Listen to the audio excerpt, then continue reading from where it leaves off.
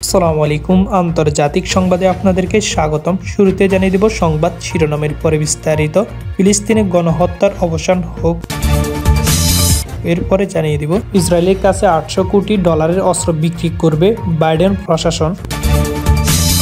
আরও জানিয়ে দিব গাজা যুদ্ধবিরতি হলে 36 ফিলিস্তিনকে মুক্তি দিতে পারে প্রতিরোধ যোদ্ধারা। সর্বশেষ জানিয়ে দিব ইসরায়েলি হামলায় 88 ফিলিস্তিনি নিহত। এতক্ষণ পর্যন্ত শুনছিলেন সংবাদ শিরোনাম, এখন বিস্তারিত।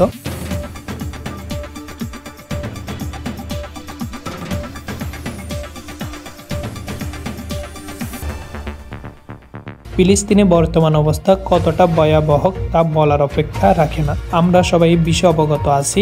জানেন কি এই যুদ্ধে কবে শুরু হয়েছিল? 1947 সালে জাতিসংঘে একটি পরিকল্পিত পেশ করে। সেখানে ইসরায়েল ও ফিলিস্তিনের দুইটি রাষ্ট্র প্রতিষ্ঠা হওয়ার কথা বলে, কিন্তু ফিলিস্তিনিরা এই পরিকল্পনা মেনে নেয়নি।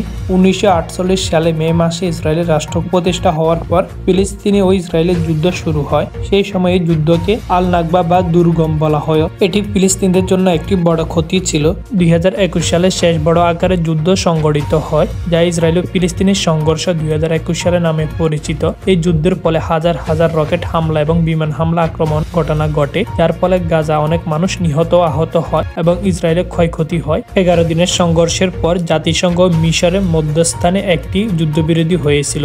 2023 সালের অক্টোবর থেকে ইসরায়েলি বাহিনী গাজা উপত্যকায় চলমান হামলায় ফিলিস্তিনি নিহতের সংখ্যা 45,500 জনে ছড়িয়েছে। কবে বন্ধ হবে এই হামলা? কবে ফিলিস্তিনি পাবে তাদের নিজ ভূমি?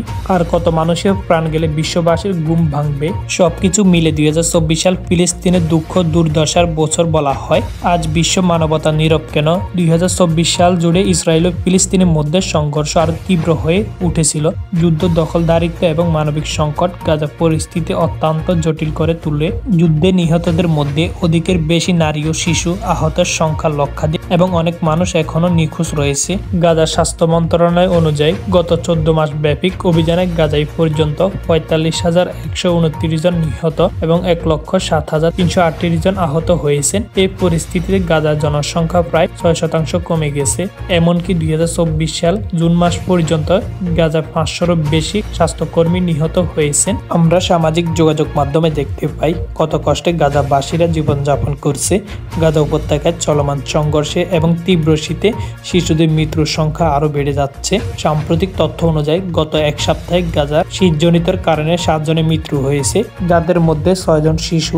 তীব্র শীতের কারণে পরিস্থিতি আরো জটিল হয়ে যা শিশুদের মধ্যে বিপজ্জনক। গাজা শরণার্থী শিবিরগুলোতে ঠান্ডা এবং বৃষ্টি এবং খাদ্য, ওষুধ ও জ্বালানি সংকটের কারণে শিশুদের জীবনযাপন ঝুঁকির মুখে রয়েছে।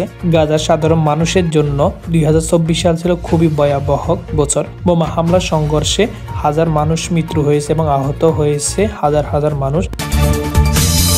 বাইডেন প্রশাসন মেয়াদের শেষ পর্যায়ে ইসরায়েলকে $800 কোটি অস্ত্র বিক্রি করতে যাচ্ছেন। এই বিষয়টি কংগ্রেসকে জানিয়েছে মার্কিন পররাষ্ট্র মন্ত্রণালয়।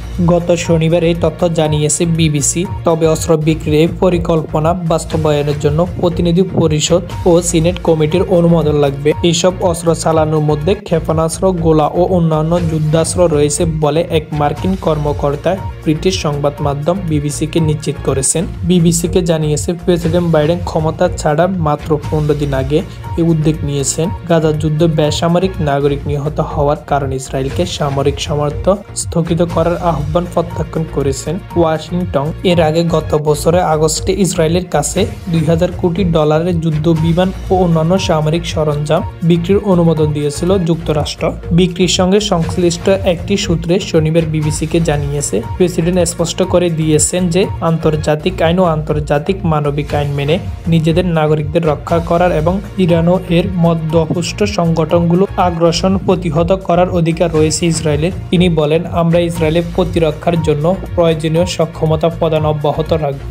বাইডেন বরাবরে ইসরায়েলের প্রতি মার্কিন সমর্থকে দৃঢ় বলে বর্ণনা করে আসছে। মার্কিন যুক্তরাষ্ট্র এখন পর্যায়ে ইসরায়েলের বৃহত্তম অস্ত্র সরবরাহকারী দেশ। ইসরায়েলের প্রধান মিত্র যুক্তরাষ্ট্র তেল আবিবকে বিশ্বের সবচেয়ে প্রযুক্তিগতভাবে অত্যাধুনিক সামরিক বাহিনী গড়ে তুলবে সহায়তা করে আসছেন।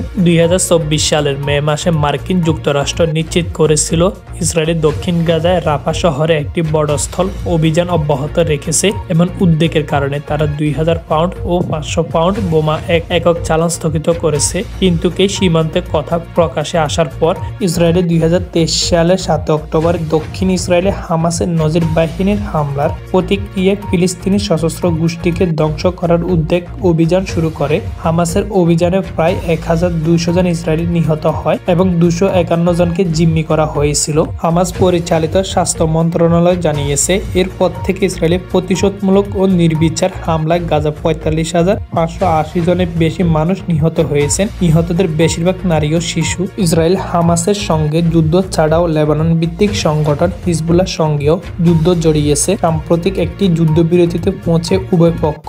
এছাড়া সিরিয়া বাশার আল আসাদ সরকারের পতনের পর সিরিয়া নিয়ন্ত্রিত গোলান মালভূমির দখলে নিয়েছে আইডিএফ, ইসরায়েলি প্রতিরক্ষা বাহিনী। ইসরায়েলের প্রধানমন্ত্রী বেনিয়ামিন নেতানিয়াহু সেই গোলান মালভূমিতে পরিদর্শন করেছেন। সিরিয়া বিভিন্ন সামরিক স্থাপনা হামলা চালিয়ে দেশটির সামরিক ক্ষমতা ধ্বংস করেছে ইসরায়েলি বাহিনী এবং আইডিএফ। সাম্প্রতিক সিরিয়ার অভ্যন্তরে ইরানের মিসাইল পাল্টা ধ্বংসের দাবি করেছে ইসরায়েল।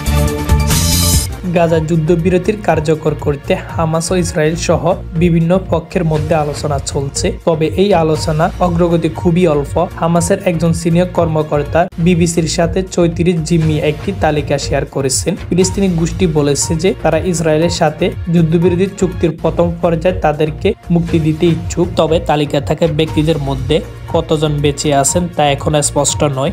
তবে হামাস বলেছে বেশ কয়েকজন জিম্মি অসুস্থ, তাদের তালিকা অন্তর্ভুক্ত করা হয়েছে। তালিকায় 2 জন শিশু, 10 জন নারী, 11 জন বৃদ্ধ পুরুষ এবং 11 জন 50 বছরের কম বয়সী পুরুষ রয়েছেন। এদিকে ইসরায়েলের প্রধানমন্ত্রী বেনিয়ামিন নেতানিয়াহু দপ্তর হামাসের বিবৃতি স্বীকার করে দাবি করেছে হামাস প্রস্তাবিত বিনিময়ের জন্য কোনো বন্দির নাম দেয়নি। রোববার সন্ধ্যায় এক বিবৃতিতে প্রধানমন্ত্রী কার্যালয় বলেছেন এখন পর্যন্ত হামাস কোনো বন্দির নামে তালিকায় সরবরাহ করেনি।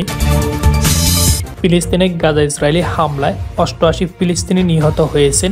এতে করে উপত্যকাটিকে নিহতের মোট সংখ্যা 45,008 ছড়িয়ে গেছে। এছাড়া আহত হয়েছে লক্ষাধিক ফিলিস্তিনি। সোমবার 6 জানুয়ারি এক প্রতিবেদনে কাতার ভিত্তিক সংবাদ মাধ্যম আল জাজিরা এই তথ্য জানায়। প্রতিবেদনে বলা হয় গাজা উপত্যকায় ইসরায়েলের চলমান এই হামলায় কমপক্ষে 88 জন নিহত হয়েছেন। এতে করে 2023 সালে অক্টোবর থেকে এই পর্যন্ত মোট মৃত্যুর সংখ্যা বেড়ে 45,805 জনে দাঁড়িয়েছে।